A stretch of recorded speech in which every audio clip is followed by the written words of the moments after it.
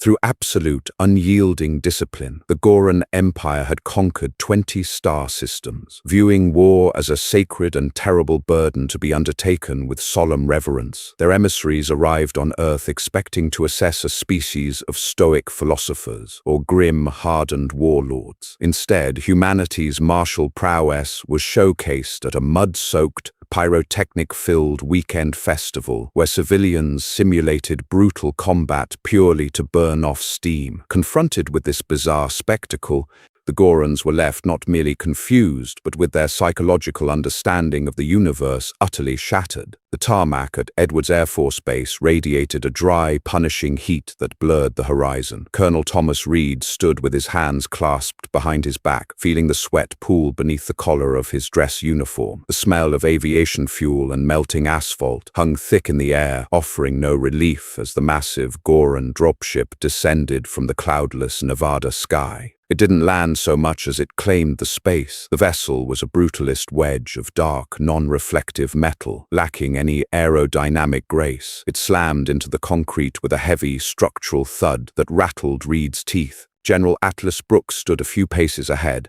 his posture rigid. "Remember, Thomas," Brooks muttered without turning his head, "they aren't here for diplomacy. They're here for an audit. If they think we're weak, the treaty falls apart. If they think we're a threat, they might preemptively strike. We need to show them we are capable but contained." "Understood, sir," Reed said, his voice flat. The ship's ramp lowered with a mechanical groan that sounded like tearing metal. 3 figures descended into the shimmering heat. The Gorans were bipedal, standing roughly 7 feet tall, with skin the color of wet slate and musculature that looked like braided steel cables. They didn't wear armor. Their military plating was surgically grafted directly into their flesh. At their head was Commander Krell. His face was a hard mask of rigid bone plates, his eyes small, black, and unblinking. As he reached the bottom of the ramp, the concrete cracked slightly under his immense weight. Brooks stepped forward, extending a hand. "Commander Krell, welcome to Earth." Krell stared at the hand for a long moment before his translation collar crackled, emitting a deep, synthesized voice that vibrated in Reed's chest. "General Brooks, the atmosphere is dense. Your gravity is adequate. I am prepared to begin the assessment." He completely ignored the handshake. Brooks smoothly lowered his arm, unbothered. "We have a conference room prepared. We can go over our global defense grids, our standing army figures, and our fleet capabilities over coffee."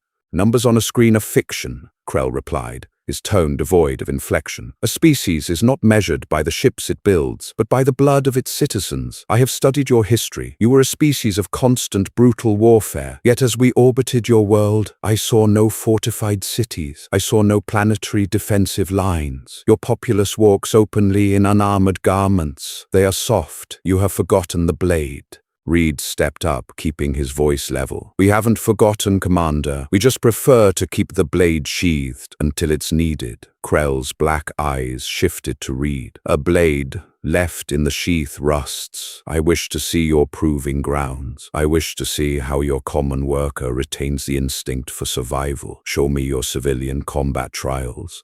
Brooks and Reed exchanged a brief, subtle look. There was no such thing as a civilian combat trial on Earth. The closest thing would be conscription training, but taking an alien warlord to watch teenagers do push-ups at boot camp wasn't going to impress him. "Our civilians are not soldiers, Commander," Brooks said carefully. "They are engineers, farmers, doctors. They do not engage in combat." Krell's jaw shifted, grinding the bone plates together in what Reed realized was a sign of disgust. "Then your species is a hollow shell. Once your professional military is broken, your world will shatter. A predator does not negotiate with prey. If your civilians cannot fight, you are not allies. You are liabilities." The tension on the tarmac spiked. Brooks maintained his composure, but Reed could see the subtle tightening of the general's jaw. The treaty was unraveling before they even made it inside the building. "Commander," Reed interrupted, taking a calculated risk. "With respect, you are misinterpreting our society. Our civilians don't need to be drafted to experience combat. Many of them seek it out voluntarily, for recreation."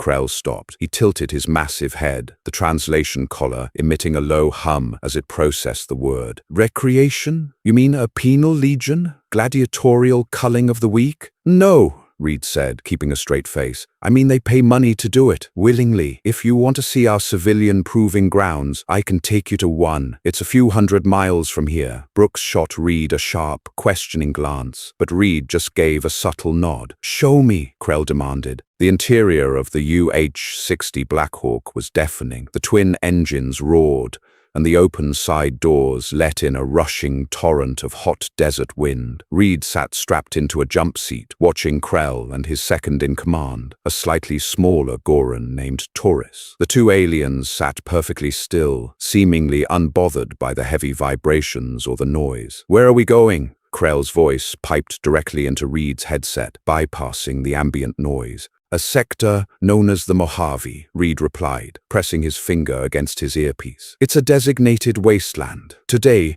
it's hosting an event called Operation Iron Storm. It's a civilian gathering, over 10,000 participants. 10,000, Krell repeated, the synthetic voice betraying a hint of curiosity. And they are not conscripts? They are not criminals working off a blood debt? No, Reed said. Most of them are accountants, plumbers, software developers, and retail workers. They drove out here on their days off. Krell looked out the open door at the sprawling, barren landscape passing beneath them. To fight in the dirt, for no territory, for no resources. Yes. Why? Reed struggled to find a way to explain it that a biologically engineered warrior race would understand. They call it blowing off steam, stress relief, a hobby. The translation collar hissed static for a few seconds. The word hobby translates to a trivial pursuit meant to occupy idle time. You are telling me your citizens simulate warfare to pass the time. You'll see, Reed said as the helicopter banked hard to the left. As they cleared a low ridge of jagged red rocks, the encampment came into view. From the air, it looked like a massive military staging ground. Hundreds of tents, makeshift fortifications, and heavily modified civilian vehicles were spread across a dusty valley. But there was no military uniformity. The vehicles were painted in garish colors, neon greens, matte blacks, blood reds. Flags of fictional factions flapped violently in the wind. As the Blackhawk descended toward a designated landing zone on the outskirts, the sheer sensory assault of the event became apparent. Deep, concussive bass from a massive speaker system thumped through the ground, vibrating up through the soles of Reed's boots as he stepped off the chopper. Heavy metal music roared over the desert, aggressively loud and chaotic. Mixed with the music was the continuous, staccato popping of thousands of pneumatic rifles and the roar of V8 engines from dune buggies tearing across the sand. Dust choked the air, smelling of exhaust, cheap beer, and sulfur. Krell stepped off the helicopter, his heavy boots sinking slightly into the sand. He looked around, his unblinking eyes scanning the horizon. Plumes of red and purple smoke were rising from the center of a mock city built out of shipping containers and plywood. Chaos, Krell stated. There is no order here. It is a riot. It's organized, Reed countered, motioning for the Gorans to follow him up a rocky incline that offered a vantage point over the main valley. Sergeant Miller, a young, broad-shouldered human assigned to their escort, fell in step behind them, carrying a cooler of water. They reached the top of the ridge, separated from the valley by a chain-link fence. Below them lay a sprawling 3-mile-wide artificial war zone. Krell gripped the chain-link fence. The metal groaned under his thick fingers. He watched intently as two massive groups of humans clashed over a central bunker complex. They were wearing full tactical gear, plate carriers, combat helmets, tactical radios, and heavy boots. They moved with surprising coordination. Assess, Krell ordered his lieutenant. Taurus stepped forward, his eyes tracking a squad of humans moving through a trench. Their unit cohesion is erratic but functional. The squad on the left flank is laying down suppressive fire, while a two-man element moves to breach the concrete wall. They are communicating via shortwave radios. But Commander... Taurus paused, zooming his optical implants in. Their weapons, they lack thermal output. I am detecting no plasma displacement or kinetic combustion. They are firing compressed air, Reed explained casually, leaning against the fence. They shoot small plastic spheres, 6 millimeters wide. Krell turned his massive head toward Reed. Plastic spheres. They do not penetrate armor. They do not kill. No, if you get hit, you yell, "Hit," put a red rag on your head, and walk off the field. Krell stared at Reed in profound silence. He turned back to the battlefield just as a massive explosion ripped through a cluster of shipping containers. A booming sound echoed across the valley, followed by a massive cloud of white powder and orange sparks. A squad of humans was thrown to the ground by the concussive wave, entirely engulfed in the dust. "Artillery," Krell noted, his voice tightening. "You use live explosives?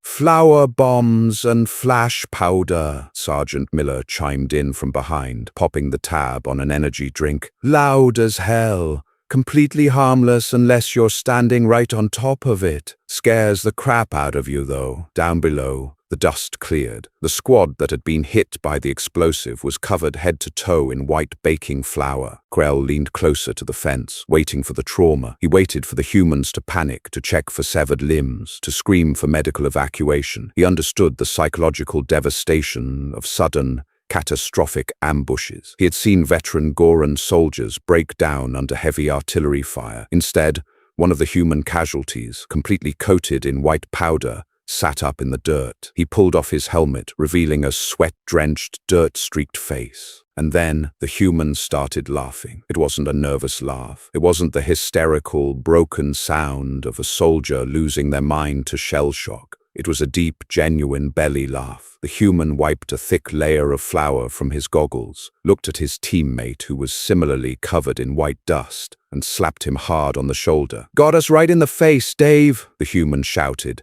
his voice carrying up the ridge. Dave, spitting flour out of his mouth, grinned widely. "Yeah, that was a good throw. Let's go grab a beer. I'm dead anyway." The two casualties pulled bright red bandanas from their pockets, draped them over their heads, and casually walked out of the simulated crossfire. As they passed the enemy squad that had just killed them, they exchanged high fives and fist bumps. Commander Krell froze. His hands clamped tighter on the chain-link fence, the metal wire snapping under the pressure of his grip. "Explain this," Krell demanded, his synthetic voice dropping an octave, carrying an undercurrent of genuine alarm. "They were hit by a simulated mortar," Reed said, watching the scene calmly. "According to the rules of the game, they are dead. So, their participation in this round is over. They're going back to the staging area to rest and rehydrate." "No," Krell said, turning entirely to face Reed. The towering alien suddenly looked very rigid. "Explain the physiological reaction. They were subjected to a concussive blast, an ambush, and the simulated cessation of their existence. Their nervous systems should be flooded with cortisol and adrenaline. They should be experiencing acute stress trauma. Why are they baring their teeth? Why are they engaging in friendly physical contact with their executioners?" Reed rubbed the back of his neck. "Well, they know it's not real, Commander. It's a game. The adrenaline is the point. They like the rush." Taurus, the lieutenant, took a step back from the fence. "They like the rush." The alien looked down at his own combat graphs, thick scars from a dozen real wars. "War is the ultimate crucible. It destroys the mind. It breaks the spirit. It is endured only for survival. You are stating that your civilians simulate this destruction for pleasure." "It's fun," Sergeant Miller offered helpfully, taking a sip of his energy drink. "I do it on weekends sometimes. Gets the blood pumping. Plus it's good exercise." Krell stared at Miller. "You willingly subject yourself to the psychological markers of a chaotic battlefield. You simulate the sounds of dying, the noise of artillery, the confusion of a firefight. You commodify the horror of war into a pastime." "Sure," Reed said, noticing the shift in Krell's demeanor. The stoic, unyielding warlord was no longer looking at humanity with disdain. He was looking at them with something akin to horror. Down in the valley, a human driving a heavily modified, rust-covered pickup truck came tearing around a corner. The truck was mounted with a massive, compressed air cannon. The driver was hanging out the window, screaming at the top of his lungs, firing a barrage of plastic spheres into a trench. Mud flew from the tires, coating the infantry. Suddenly, the truck's engine sputtered, backfired violently, and died. Smoke poured from the hood. In a real war, a stalled vehicle in a hot zone was a death sentence. It was a terrifying, suffocating end. Krell watched as the driver of the truck violently kicked his door open. The driver didn't run for cover. He climbed onto the hood of his smoking, broken vehicle, ripped his shirt off, flexed his muscles, and roared a challenge at the opposing team, completely exposing himself to enemy fire. He was immediately pelted with hundreds of plastic spheres. He collapsed onto the hood, laughing hysterically as he pulled his red rag out. "Total lunacy," Torres whispered, his translation collar struggling to capture the fearful tremor in his actual voice. "They possess no self-preservation instinct." "They have plenty of self-preservation instinct when the bullets are real," Reed corrected sharply, ensuring his tone carried weight. "But when they aren't, humans like to play. We play with fear. We build massive metal tracks that drop us from hundreds of feet in the air just to feel our stomachs drop. We sit in dark rooms and watch fictional horror recordings just to feel our hearts race. We throw ourselves into the mud, simulate our own violent deaths, and then drink with the people who shot us." Reed took a step closer to Krell, looking up into the alien's black eyes. "You said earlier that our world looked soft, that we walked around unarmored, and therefore we were weak." Reed gestured down to the valley of 10,000 screaming, laughing, mud-soaked weekend warriors. "These are our civilians, Commander. These are the people who bake our bread, fix our plumbing, and file our taxes. They spend their weekends simulating war zones because peace gets a little too boring for them. Now ask yourself, if this is what our plumbers do for fun, what do you think our actual military does when the gloves come off?" Krell looked back down at the valley. The bass of the heavy metal music thumped against his rigid bone plates. He watched a squad of humans execute a flawless flanking maneuver, clear a trench, and then stop to take a group photograph over the bodies of their friends. The Goran Empire had conquered 20 worlds. They understood tactics, they understood logistics, and they understood absolute unyielding violence. But looking down at the Nevada desert, Commander Krell realized he was looking at something his empire had never encountered and could never comprehend. He was looking at a species of apex predators who were so utterly comfortable with violence, they had turned it into a carnival. Krell turned away from the fence. His movements were stiff, lacking the arrogant fluidity he had displayed on the tarmac. "Take us back to the ship, Colonel," Krell said quietly. "We haven't seen the final assault," Reed pointed out. "They're bringing out the simulated tank." "I have seen enough," Krell said, walking briskly toward the Blackhawk. He didn't look back at the valley. "I must contact High Command. We need to reevaluate our strategic doctrine regarding your species." Reed watched the massive alien stride away, a small, grim smile touching his lips. As he turned to follow, Sergeant Miller tossed his empty can into a nearby bin. "Think they liked the show, sir?" Miller asked. "I think," Reed replied, listening to the roaring cheers echoing up from the mud and the smoke. "They just realized they don't want to play with us." The interior of the Goran flagship, the Vanguard, was a masterclass in brutalist efficiency. There were no windows, no ambient lighting, and no seats in the command center. Goran officers stood at their stations for standard 18-hour shifts, surrounded by the low, oppressive hum of the ship's fusion drive. The air was kept at a freezing temperature to ensure maximum alertness, smelling faintly of ozone and sterilized metal. Commander Krell stood before the central holotable, his massive hands resting on the reinforced steel rim. Beside him,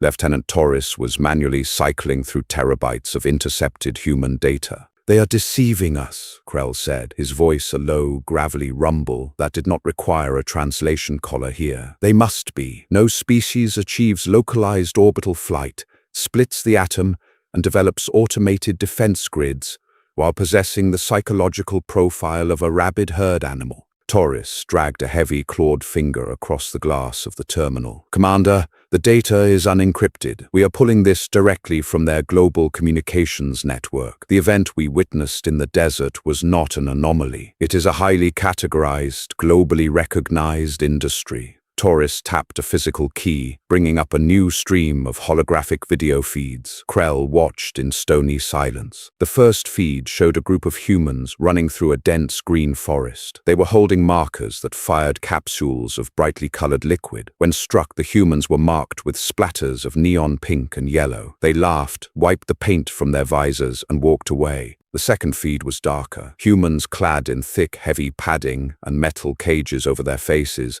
were attacking each other with blunt, weighted sticks on a sheet of artificial ice. Two of them discarded the sticks, removed their protective handgear, and began repeatedly striking each other in the face with their bare fists. A crowd of thousands pressed against a transparent barrier, screaming in approval. "This is their sport," Taurus said, struggling with the alien concept. "The ice combatants, we cross-referenced their medical data. They routinely suffer fractured mandibles, orbital bone contusions, and severe concussions. They are compensated with currency, but the injuries are real." Krell stared at the screen. "And they return to the ice after healing? Some return before they are fully healed. The populace demands it."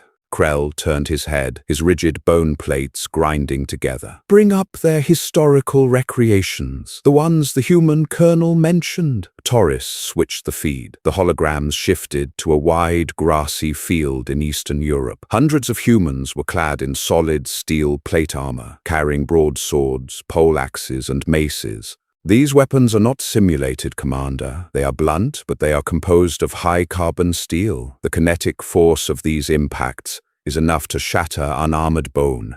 Krell watched as a human in full plate armor was struck in the side of the helmet with a heavy poleaxe. The human stumbled, fell into the mud, and was immediately swarmed by 3 others who began raining blows down upon his steel shell. The sound of metal violently clashing against metal echoed through the command center. "There is no territorial gain," Krell muttered, almost to himself. "There is no ideological conquest. They are engaging in medieval kinetic warfare, expending immense physical energy, risking permanent neurological damage for the approval of onlookers."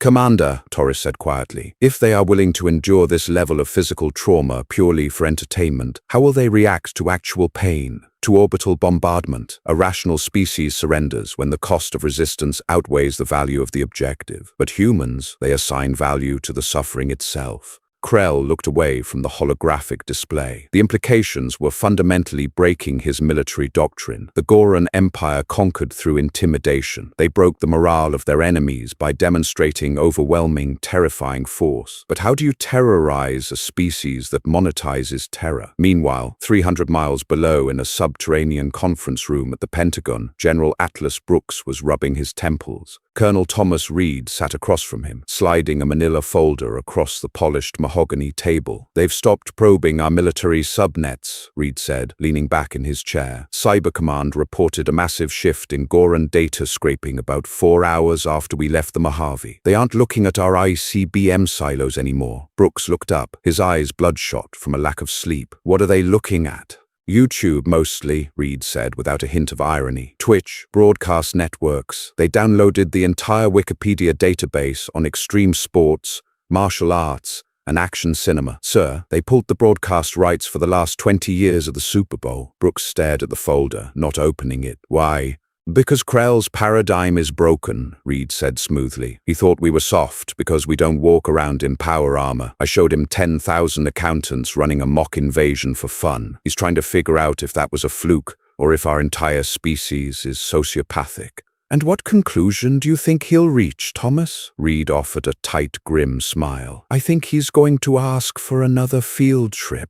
Right on cue, the secure encrypted red phone in the center of the table began to flash with a harsh, staccato light. Brooks sighed, picking up the receiver. He listened for 30 seconds, his expression hardening, before placing it back on the cradle. "That was Space Command," Brooks said. "Krell is coming back down. He wants you to meet him in Los Angeles. He says he wants to inspect our digital training matrix." Reed furrowed his brow. "Digital training matrix? We don't have public military simulators in LA?" "He sent coordinates," Brooks said, sliding a piece of paper across the table. Reed looked at the address and let out a short, disbelieving laugh. "Sir, this is an arena. They're hosting the global finals for a tactical shooter video game today. Take him," Brooks ordered. "Show him whatever he wants to see. If they are studying our culture instead of our defense grids, it means they are hesitating. Keep them off balance." The Galen Center in Los Angeles was a riot of sensory overload. Laser lights cut through a haze of artificial fog, and massive LED screens hung from the rafters, displaying real-time tactical maps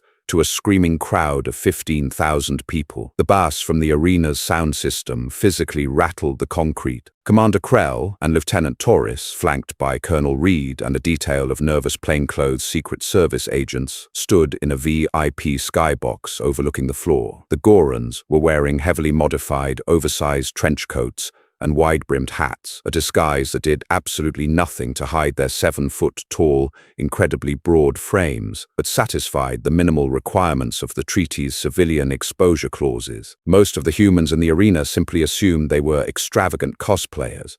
Krell gripped the railing of the skybox, looking down at the 2 soundproof glass booths on the main stage. Inside each booth sat 5 young humans, completely immobilized in ergonomic chairs, staring intensely at glowing monitors. "Explain this interface," Krell demanded over the roar of the crowd, his translation collar working overtime to filter out the noise. "It's an electronic sports tournament," Reed said, holding an earpiece tight to his ear to hear his own team. "Those 10 kids down there are playing a game called Siege Protocol. It's a highly competitive tactical simulation. 5 attackers, 5 defenders. They have to breach a fortified compound, disarm a bomb, and eliminate the enemy team." Torres zoomed his ocular implants onto the main LED screen above the stage, watching the digital avatars move through a rendered environment. The graphics are rudimentary, but the tactical parameters, they are running highly advanced close-quarters battle scenarios. They are utilizing flashbangs, breaching charges, and synchronized fatal funnel clearing techniques. "Who designed these combat algorithms?" Krell asked, his eyes locked on the screen. "Your Special Forces Command. Is this how you secretly identify your most capable military commanders?" "No," Reed said, leaning against the glass. "A software development company in Seattle designed it, mostly to sell digital cosmetics. And those kids playing aren't military. The oldest one down there is 22. The youngest is 18. Krell's head snapped toward Reed. The bone plates on his face were completely rigid. 18 of your planetary cycles. He is a juvenile. Yeah, he goes by the alias Viper. He's considered one of the best snipers in the world." Torres tapped his wrist console, analyzing the data feed from the screens. "Commander, I am tracking their manual inputs. They are using a mechanical keyboard and an optical tracking device to control their avatars. The speed of their kinetic inputs, it is staggering." "Define staggering," Krell said.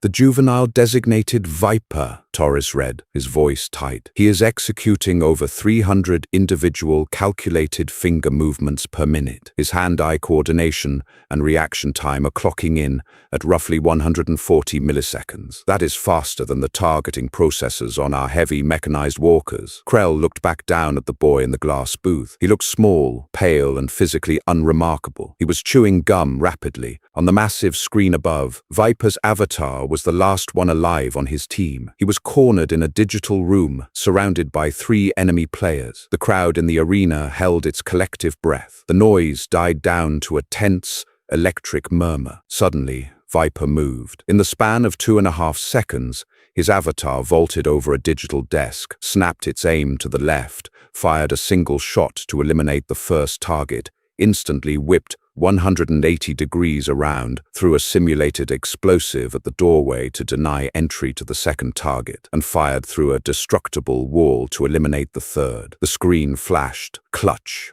The arena exploded. 15,000 humans leaped to their feet, screaming, stomping, and throwing their hands in the air. The sheer volume of the cheer was deafening. Krell took a physical step back from the glass, genuinely unnerved by the sudden explosion of human noise. 3 targets, Torres whispered, checking his wrist console again. He processed the spatial geometry of the room, calculated the enemy positions through an opaque barrier based on audio cues, and executed a flawless triple elimination in 2.4 seconds. Under intense psychological pressure. "It's just a game to them, Commander," Reed said, watching Krell closely. "Millions of kids play this every day. They go to school, do their homework, and then they log online to simulate squad-based tactical combat for 5 hours a night. They study angles, they memorize map layouts, they analyze bullet drop and recoil patterns." Krell slowly turned to face Reed. The shadows of the VIP box hid the slight tremor in his massive jaw. "You do not conscript your youth," Krell stated, his synthetic voice sounding hollow. "Because you do not need to. You have disguised military academy conditioning as an interactive leisure activity. You have gamified the art of killing. You have an entire generation of civilians with the spatial awareness, reflex speed, and tactical processing power of elite shock troopers sitting in their dwellings, simply waiting to be handed a physical weapon. Reed opened his mouth to clarify that an 18-year-old playing a video game would probably cry if handed an actual rifle and told to clear a real room, but he stopped. He looked at Krell. He saw the genuine, profound apprehension in the alien's black eyes. "We believe in being prepared, Commander," Reed lied smoothly. Krell looked back at the crowd. They were chanting Viper's name, a stadium of civilians worshipping a teenager solely for his ability to efficiently simulate murder. "Your species is a weapon that does not know it is loaded," Krell murmured. "I have seen enough of your digital simulations. I need to know if this disregard for preservation extends to your physical world, to your environment. Show me how your people interact with the chaotic elements of your planet." "The elements?" Reed asked. "I have seen your simulated combat," Krell said, walking toward the exit of the skybox. "Take me to see how you face the unsimulated reality of death. Take me to where your civilians confront the physics of your world." The air in the Appalachian Valley was crisp, biting, and dangerously thin at an elevation of 4,000 feet. New River Gorge Bridge spanned the massive tree-lined canyon, a sweeping arc of structural steel suspended hundreds of feet above a violently churning river. It was the third Saturday in October, Bridge Day. Reed stood near the railing, bundled in a heavy canvas jacket against the biting wind. The bridge was closed to vehicular traffic, instead swarming with thousands of spectators. Vendors selling fried food, and people holding large canvas bags. Commander Krell and Torres stood beside him, their heavy trench coats whipping in the high-altitude winds. They were staring down into the gorge. "The drop is 876 feet, Torres calculated, his ocular implants tracking the distance to the jagged rocks and rushing white water below. "A fall from this height would result in terminal velocity. The kinetic impact upon the water would shatter the human skeletal structure. It is a fatal precipice." "Yes," Reed agreed, sipping coffee from a styrofoam cup. Krell looked at the humans gathering along the railing. Many of them were stepping over the safety barrier, standing precariously on the very edge of the steel grating. They wore brightly colored helmets and carried heavily packed nylon rigs on their backs. "They are repairing the underside of the structure?" Krell asked, though the doubt in his voice was evident. He was beginning to expect the worst. "No," Reed said. "They are going to jump off."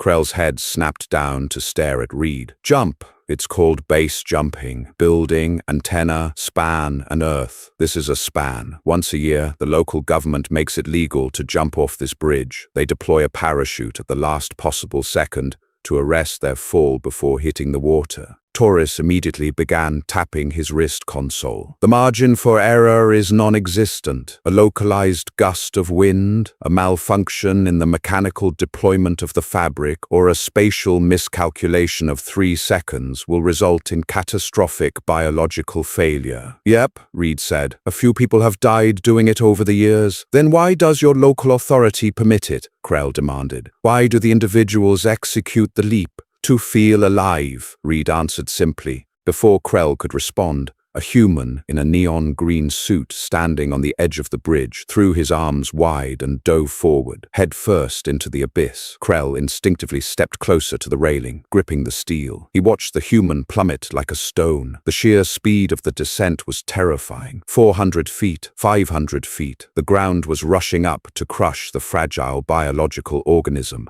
At the very last second, a small pilot chute deployed, immediately dragging a larger canopy from the human's back. The nylon caught the air with a violent snapping sound that echoed up the canyon walls. The human was violently jerked upward by the deceleration harness, swinging precariously close to the rocky banks of the river before guiding the parachute to a tiny patch of soft grass near the water. The crowd on the bridge erupted into cheers and applause. Another human stepped up to the edge. This one didn't just dive, he did a running backflip off the steel grating, laughing loudly as he plummeted backward into the void. "Madness," Torres breathed. "Pure, unfiltered madness. They are fighting gravity. They are intentionally throwing themselves into the jaws of their planet's gravitational pull, betting their lives on a piece of folded fabric." "Look over there," Reed pointed down the bridge. A group of humans were stepping up to the edge, but they weren't wearing standard parachute rigs. They were wearing specialized suits with fabric stretched between their arms and legs. They looked like massive flying squirrels. Wing suits, Reed explained. They don't just fall, they glide. They try to get as close to the trees and the cliff face as possible without hitting them. The first wingsuit jumper leaped. He didn't drop straight down. He caught the wind and shot forward like a missile, skimming violently close to the jagged rock face of the gorge. He was moving at over 100 miles an hour, mere feet from an immovable wall of stone. One slight twitch of his wrist, one unexpected crosswind, and he would be obliterated. Krell watched in absolute silence. The Goran Empire built massive starships to insulate themselves from the harshness of the universe. They engineered their bodies with grafted armor to protect themselves from kinetic force. Every aspect of their civilization was designed to mitigate risk, to ensure survival, to conquer the chaotic elements of reality. And here, on a backwater planet in the Orion Arm, a species of soft-fleshed bipeds was stripping away all their protections, seeking out the most dangerous precipices on their world, and throwing themselves off just to see how close they could get to death without actually dying. "They do not fear the void," Krell said, his voice dropping to a barely audible register.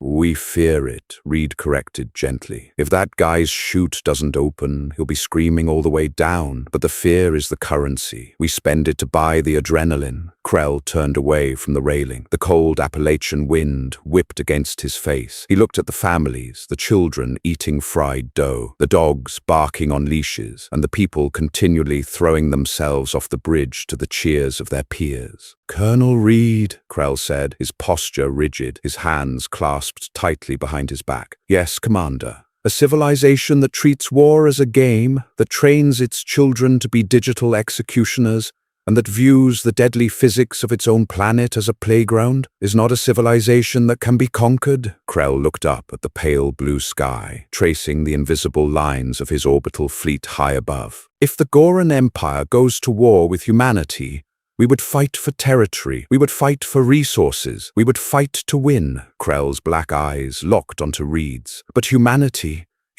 would fight us for fun. You would turn our invasion into your greatest extreme sport. You would gamify our destruction." Reed didn't smile. He held the alien's gaze, keeping his voice deadpan and serious. "I imagine we'd sell tickets, Commander." Krell stared at him for a long, heavy moment. Then he turned to his lieutenant. "Taurus, contact the fleet. Tell Admiral Vorek to halt all mobilization protocols. We are returning to the ship. We have a treaty to sign." As the two massive aliens walked away through the crowd of cheering spectators, Reed took a slow sip of his cold coffee. He pulled his phone from his pocket and hit the speed dial for General Brooks. "Sir," Reed said as the line connected, "you can stand down the defense grids. The audit is over." "Did they find us wanting, Thomas?" Brooks asked over the static. "No, sir." Reed smiled, watching another base jumper do a swan dive off the bridge. "They just realized they aren't tall enough to ride this ride." The Mojave Desert had been a playground for simulated war, but Death Valley in late July was a monument to absolute, unyielding hostility. The air did not just feel hot, it felt heavy, pressing down on the lungs like a physical weight. The temperature gauge on the dashboard of Colonel Thomas Reed's unmarked SUV read 124 degrees Fahrenheit. Outside the tinted windows, the asphalt of Highway 190 shimmered wildly, creating a massive, rippling mirage that made the distant, barren mountains look like they were melting. Commander Krell and Lieutenant Torres sat in the back of the spacious vehicle. The air conditioning was operating at maximum capacity, blasting frigid air into the cabin, but the Gorans were still noticeably uncomfortable. Their biology was designed for efficiency, for combat,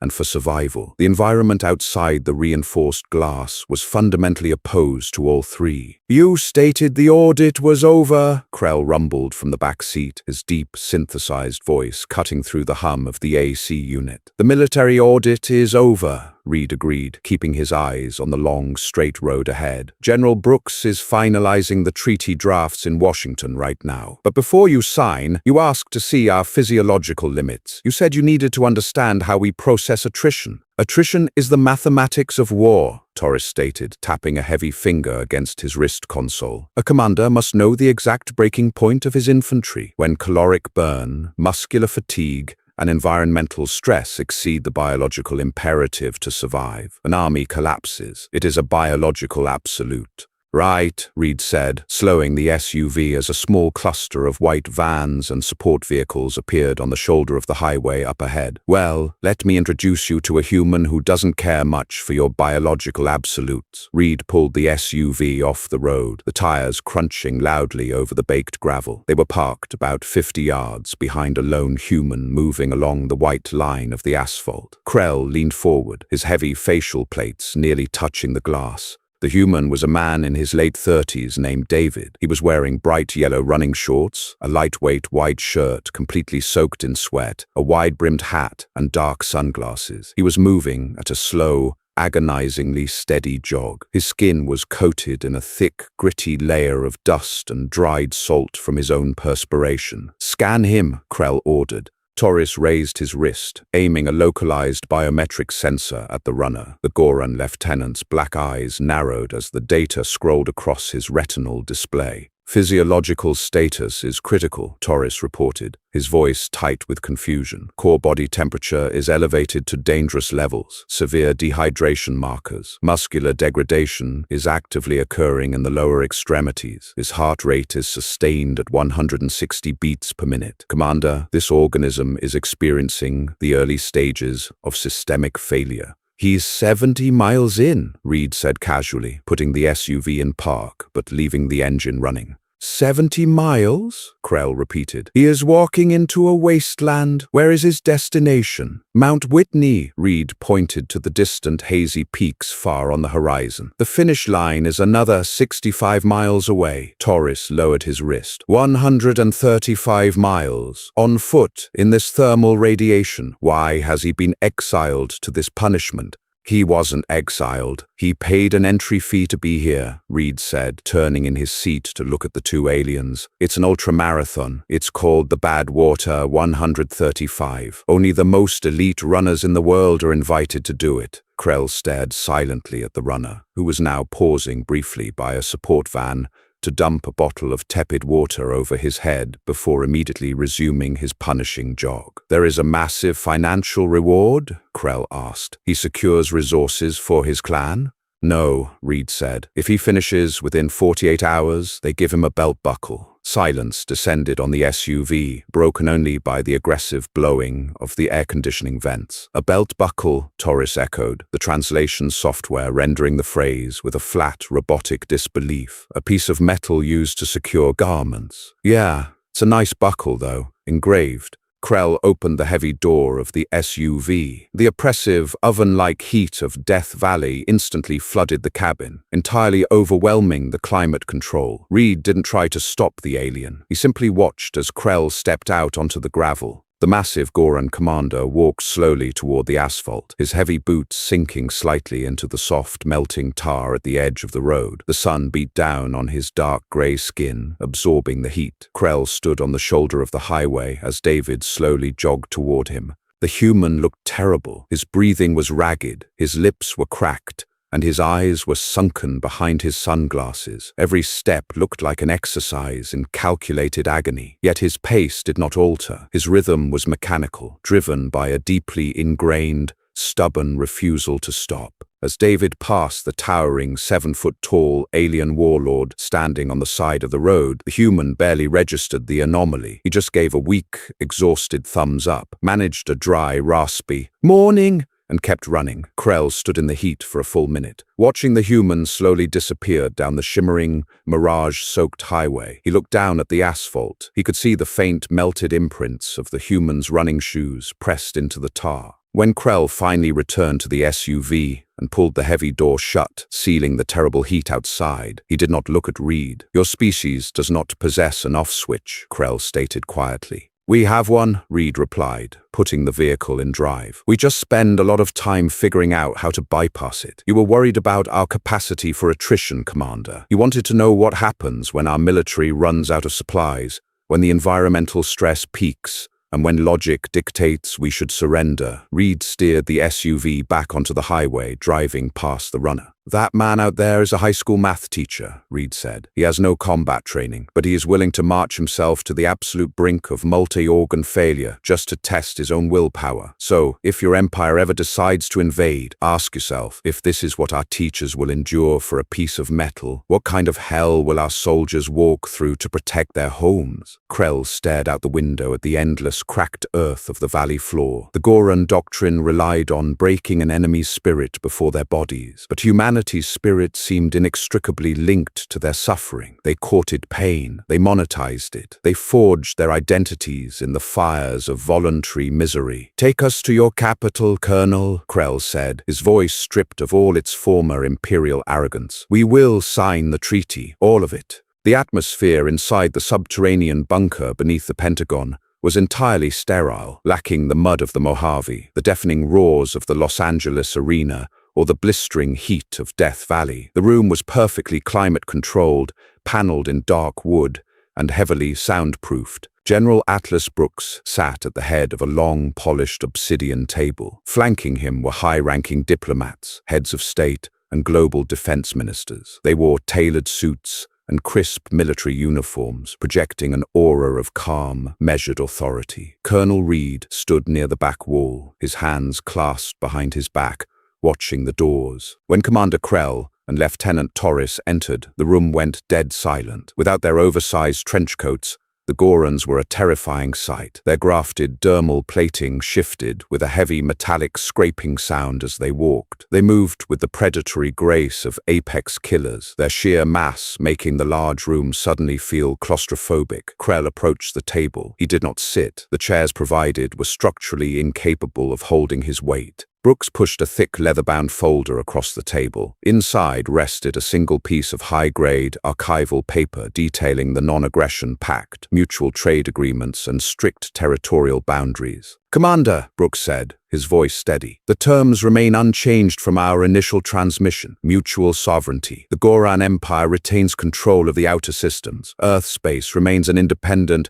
demilitarized buffer zone. Do you require your legal attachés to review the text?" Krell looked down at the document. He placed a massive grey hand flat on the table. "No," Krell said. The translation collar projected his voice across the room. "The terms are acceptable. However, I have added an addendum to Section 4, subsection B." A ripple of tension ran through the human diplomats. Brooks narrowed his eyes. "We did not agree to any addendums, Commander. If you are attempting to alter the naval deployment restrictions—" "I am not," Krell interrupted. "The addendum does not concern naval deployments. It concerns cultural exchange." Torres stepped forward, producing a physical data drive and placing it on the table. "The Goran Empire," Krell continued, looking directly at Brooks, "proposes a total and permanent ban on all joint planetary recreational activities between our species." The human diplomats exchanged bewildered glances. The Secretary of Defense leaned forward, adjusting his glasses. "Recreational activities? You mean cultural tourism?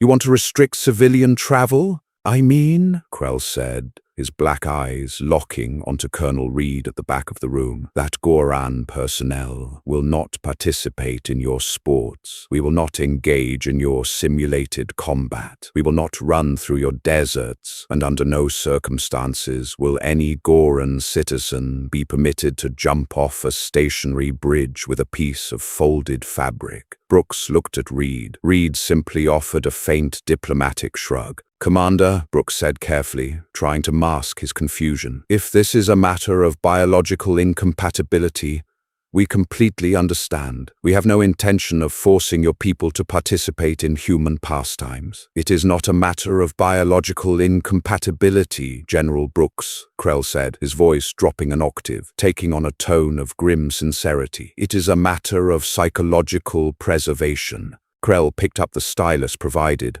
and signed his name at the bottom of the treaty, the sharp, angular script of the Goran language burning into the paper. "My empire was built on order," Krell said, handing the stylus to Torres, who also signed as a witness. "We conquered the chaos of the universe through discipline. We believe that to be strong, one must eliminate risk. But your species, you do not eliminate risk. You invite it, you weaponize it, you build entire industries around the simulation of your own destruction. Krell straightened his massive posture, looking down at the leaders of Earth. We do not fear your global defense grids. We do not fear your nuclear stockpile. We fear the fact that your civilians treat death as a plaything. If my soldiers were exposed to your culture, they would not understand it. They would try to emulate it to prove their strength. And in doing so, they would break themselves, trying to match the casual lunacy of your accountants and your children. Krell pushed the signed treaty back across the table. We will trade with you, Krell finalized. We will honor your borders, but we will not play with you. Humanity's definition of fun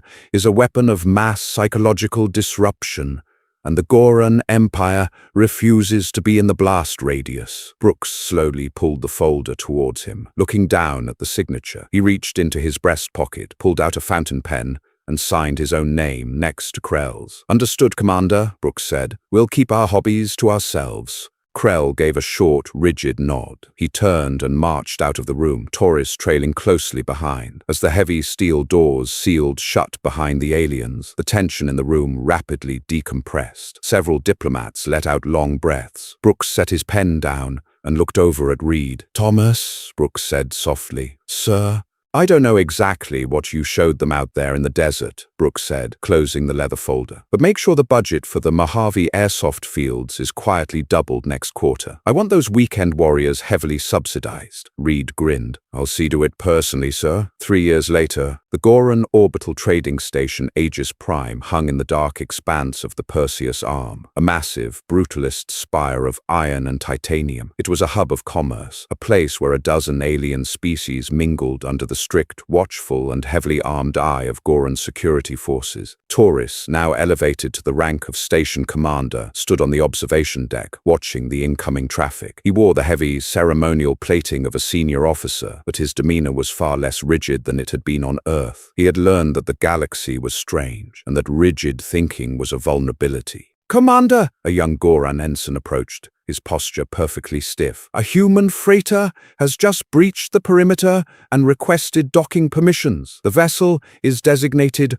Wandering Star. Taurus felt a familiar, deep-seated spike of anxiety. Even after 3 years of peaceful trade, the arrival of a human ship always put the station on high alert, not because the humans were hostile, because they were a liability to the sanity of everyone around them. Have they transmitted their cargo manifest? Taurus asked, his eyes scanning the blackness for the incoming ship. Yes, Commander. Agricultural machinery, heavily refined silicon, and a large shipment of roasted coffee beans. The ensign hesitated. Sir, the human pilot also transmitted a secondary request. Taurus sighed, a heavy, metallic sound. Read it. The pilot asks if the station's outer solar arrays are structurally reinforced. The ensign read from a data pad, looking thoroughly confused. She wishes to know if it is strictly illegal to execute a slingshot drift maneuver between the primary communication towers before docking. She claims it will look totally sick on camera. Taurus closed his eyes. The memory of a human intentionally diving headfirst off a bridge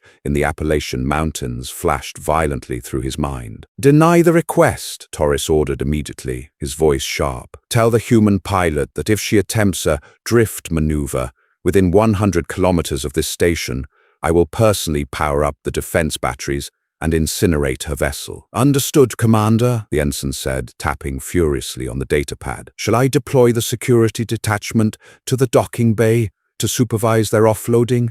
No, Taurus said, opening his eyes and looking down at the bustling market square of the station below. Just make sure all structural maintenance hatches in their sector are locked. The last time a human crew docked here, 3 of their engineers bypassed a security door, climbed onto the exterior hull of the station in zero gravity, and took a photographic self-portrait while hanging upside down over the void. They called it bouldering. I do not understand their compulsion to tempt the vacuum, the ensign muttered. No one does, Taurus said softly. That is why they are the undisputed masters of their own sector. No one wants to invade a house completely inhabited by madmen. Down in Docking Bay 4, the heavy airlock doors hissed open, and the crew of the Wandering Star stepped out onto the station. The pilot, a young woman named Sarah, wearing a faded leather jacket and heavily worn boots, stretched her arms over her head, popping her back loudly. Gravity feels a little heavy, Sarah noted to her co-pilot Jackson, who was carrying a heavy duffel bag over his shoulder. Yeah, they keep it at 1.2 Gs here, Jackson said, looking around the sterile grey walls of the Goran docking bay. Place is built like a maximum security prison. Hey, Sarah nudged him, pointing toward a massive, 50-foot-tall cargo crane sitting dormant at the far end of the bay. The crane had a long, extending boom that reached high into the vaulted ceiling of the hangar. What? Jackson asked. Sarah grinned, a dangerous, familiar spark lighting up her eyes. I bet if we climbed up to the operator's cab, we could rig a bungee cord to the structural support beam. We have 100 feet of clearance before the deck. It's a perfect drop. Jackson looked at the crane, then looked at the two heavily armed Goran security guards standing at the end of the corridor, watching them with a mix of suspicion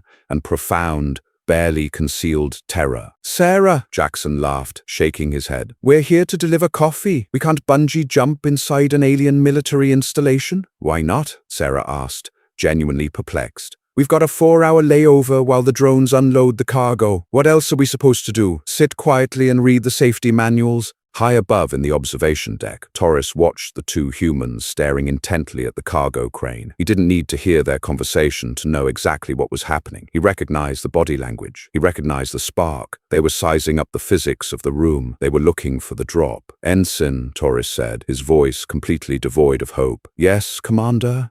Deploy the security detachment to Bay 4. Tell them not to engage the humans aggressively. Just stand between them and the crane, and for the love of the founders, confiscate any elastic cords they might be carrying. Torres watched as the humans casually strolled deeper into the station, completely oblivious to the trail of low-level panic they left in their wake. They were unarmed, and vastly outnumbered, yet they walked with the absolute confidence of a species that knew something the rest of the galaxy didn't. They knew that the universe was dangerous, chaotic, and completely unpredictable, and they were the only ones who knew how to enjoy the ride. Humanity didn't conquer the stars with dreadnoughts or plasma cannons. We conquered them with our sheer, baffling refusal to take the universe seriously. Will the galaxy ever learn to keep up, or will we forever remain the terrifying adrenaline junkies of the cosmos? If you enjoyed this journey into the wild, reckless heart of human nature and love deep-dive sci-fi HFY stories, hit that like button, subscribe to the channel, and ring the bell so you never miss a transmission. Drop a comment below. What extreme human hobby would you love to see an alien try? Stay crazy, humanity.